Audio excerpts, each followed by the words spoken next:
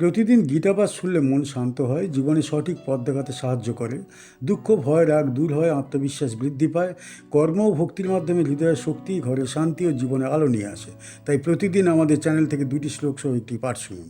অথ চিত্তম সমাধাতুম ন শক্নোষি ময়ি স্থিরম অভিয়াস যোগেন তত মামিচ্ছাপ্তুম ধনঞ্জয়। হে ধনঞ্জয়, যদি তুমি তোমার চিত্তকে আমার মধ্যে স্থিরভাবে স্থাপন করতে সক্ষম না হও, তবে নিয়মিত অভ্যাস যোগের দ্বারা আমাকে লাভ করবার আকাঙ্ক্ষা পোষণ করো।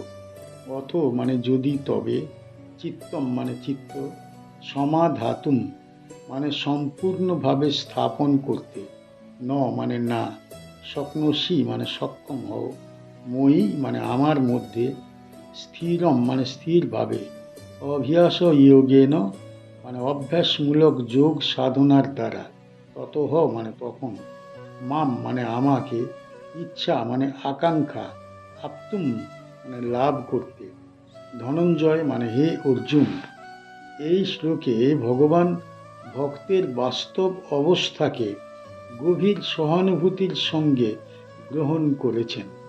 পূর্ববর্তী শ্লোকে তিনি মন ও বুদ্ধিকে সম্পূর্ণভাবে নিজের মধ্যে নিবদ্ধ করবার আদর্শ উপস্থাপন করেছিলেন, কিন্তু এখানে তিনি জানিয়ে দিচ্ছেন, যদি সেই উচ্চ স্তরের একাগ্রতা সঙ্গে সঙ্গে সম্ভব না হয়, তবে ভক্ত হতাশ হবে না। মানব চিত্ত স্বভাবতই চঞ্চল, এক মুহূর্তে তা ঈশ্বরমুখী, পর মুহূর্তে তা বিষয়াসক্ত হয়ে পড়ে। ভগবান এই স্বাভাবিক দুর্বলতাকে অস্বীকার করেন না, বরং তিনি ভক্তকে আশ্বস্ত করেন, চূড়ান্ত স্থিতি অর্জনের পূর্বেও সাধনার পথ উন্মুক্ত রয়েছে। এখানে অভ্যাস যোগ শব্দটির বিশেষ গুরুত্ব রয়েছে। অভ্যাস মানে বারবার চেষ্টা, নিয়মিত সাধনা, পুনঃ পুনঃ চিত্তকে ঈশ্বরাভিমুখে ফিরিয়ে আনা।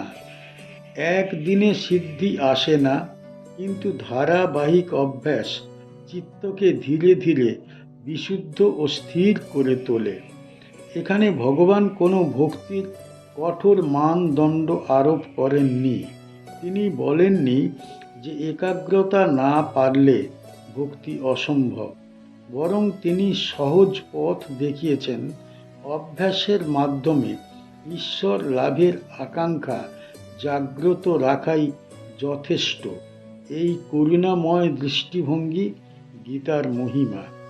এই শ্লোকে ভগবান ভক্তির ধাপে ধাপে অগ্রগতির কথা বলেছেন।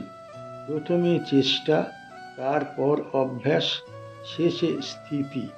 এই ক্রমেই সাধকের চিত্ত পরিপক্ব হয়। ভগবান সাধনার পথে পতনকে অপরাধ হিসাবে দেখেন না, বরং চেষ্টা ত্যাগকেই প্রকৃত ব্যর্থতা বলে মনে করেন। এই শ্লোক স্পষ্ট করে দেয়, ভগবান সাধকের আন্তরিকতাকে প্রধান মানদণ্ড রূপে গ্রহণ করেন। একাগ্রতা পরিপূর্ণ না হলেও যদি হৃদয়ে ভগবানকে পাবার আকাঙ্ক্ষা থাকে এবং সাধনার চেষ্টা অব্যাহত থাকে, তবে সেই ভক্ত কখনো পথভ্রষ্ট হয় না। এই শ্লোকটি ভগবদ্গীতার 12 অধ্যায়ের 9 শ্লোক। পূর্ববর্তী শ্লোকে ভগবান সর্বোচ্চ ভক্তির আদর্শ স্থাপন করেছেন। এই শ্লোকে তিনি সেই আদর্শে পৌঁছানোর ব্যবহারিক ও মানবসম্মত পথ নির্দেশ করছেন। এটি ভক্তি যোগের করুণাময় রূপকে প্রকাশ করে। এই শ্লোক থেকে আমরা কি শিখতে পারি? এই শ্লোক আমাদের শেখায়, আধ্যাত্মিক জীবনে ব্যর্থতা বলে কিছু নেই, যদি চেষ্টা অব্যাহত থাকে। এখান থেকে জানা যায় যে ঈশ্বর সাধকের দুর্বলতা জানেন এবং সেই অনুযায়ী পথ প্রদর্শন করেন। এই শ্লোক আমাদের ধৈর্য ও অধ্যবসায়ের শিক্ষা দেয়। তৎক্ষণাৎ সিদ্ধি না এলেও নিয়মিত অভ্যাস চিত্তকে পরিশুদ্ধ করে। সবশেষে এই শ্লোক স্মরণ করিয়ে দেয়, ভগবানের কাছে পৌঁছানোর পথে সবচেয়ে গুরুত্বপূর্ণ বিষয় হল আন্তরিক আকাঙ্ক্ষা। চিত্ত যদি তাঁকে পেতে চায় তবে পথ তিনি নিজেই উন্মুক্ত করে দেন। অভিয়াসী অপি অসমর্থসি মৎকর্ম পরমো ভব মদর্থমপি কর্মাণি পূর্বং সিদ্ধিমবাপ্স্যসি। যদি অভ্যাস যোগেও তুমি সক্ষম না হও তবে আমার কর্মকেই পরম লক্ষ্য রূপে গ্রহণ করো। আমার উদ্দেশ্যে কর্ম সম্পাদন করলেও তুমি অবশ্যই সিদ্ধি লাভ করবে।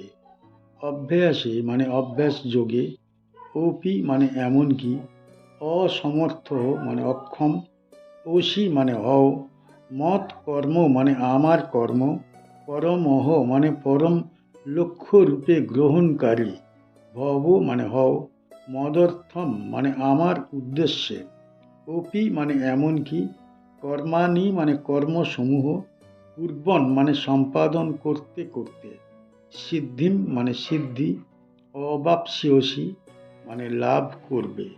এই শ্লোকে ভগবান সাধনার আরেকটি সহজ স্তর নির্দেশ করছেন। পূর্ববর্তী শ্লোকে অভ্যাস যোগের কথা বলা হয়েছিল। এখানে ভগবান জানিয়ে দিচ্ছেন, যদি নিয়মিত অভ্যাসও পালন করা সম্ভব না হয় তবে হতাশ হওয়ার কারণ নেই। ভগবানের করুণা ক্রমান্বয়ে সহজতর পথ উন্মুক্ত করে দেয়। জীবন নানা দায়িত্বে আবদ্ধ, সকলের পক্ষে নিয়মিত ধ্যান বা গভীর সাধনা সম্ভব হয় না। এই বাস্তব সত্য ভগবান সম্পূর্ণরূপে উপলব্ধি করেন। তাই তিনি বলেন, তুমি যে কর্মই করো তা যদি আমার কর্ম বলে গ্রহণ করো তবেই সেই কর্ম সাধনায় পরিণত হবে। মৎ কর্ম পরমো ভব, এই বাক্যে ভগবান কর্মের দৃষ্টিভঙ্গি পরিবর্তন করতে বলেছেন। কর্ম ত্যাগ নয়, কর্মের উদ্দেশ্য পরিবর্তন এখানে মুখ্য। যখন কর্ম ভগবানের উদ্দেশ্যে নিবেদিত হয় তখন তা আর বন্ধন সৃষ্টি করে না, বরং মুক্তির পথ প্রশস্ত করে।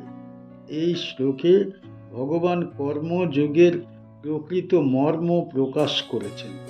সংসারের দৈনন্দিন কর্ম, পরিবার পালন, সমাজের কর্তব্য, জীবিকা নির্বাহ সবই ভগবানের সেবায় পরিণত হতে পারে যদি চিত্তে সমর্পণের ভাব থাকে। ভগবান এখানে স্পষ্ট আশ্বাস দিচ্ছেন, এইরূপ কর্ম করলেও সিদ্ধি লাভ হয়। সিদ্ধি মানে কেবল কোনো অলৌকিক ক্ষমতা নয়, বরং চিত্তের শুদ্ধি, অহংকারের লয় এবং ভগবানের নৈকট্য।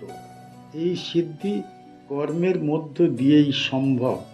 এই শ্লোক ভগবানের অসীম করুণার প্রকাশ।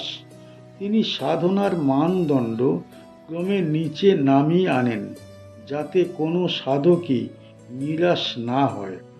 ভগবানের কাছে পৌঁছানোর পথে আন্তরিকতা মুখ্য, কঠোরতা নয়। এই বাণী এখানে প্রতিধ্বনিত। এই শ্লোকটি ভগবদ্ গীতার ১২ অধ্যায়ের ১০ম শ্লোক। পূর্ববর্তী শ্লোকগুলিতে ভগবান ধ্যান, অভ্যাস ও একনিষ্ঠ ভক্তির কথা বলেছেন। এই শ্লোকে তিনি কর্মযোগের মাধ্যমে ভক্তিযোগে প্রবেশের পথ সুস্পষ্ট করছেন। এটি সাধারণ মানুষের জন্য সর্বাধিক গ্রহণযোগ্য সাধন পথের নির্দেশ। এই শ্লোক থেকে আমরা কি শিখতে পারি? এই শ্লোক আমাদের শেখায় যে ভগবান কেবল নির্জন সাধনাকেই গ্রহণ করেন না, সংসারের মধ্যেও তাকে লাভ করা যায়।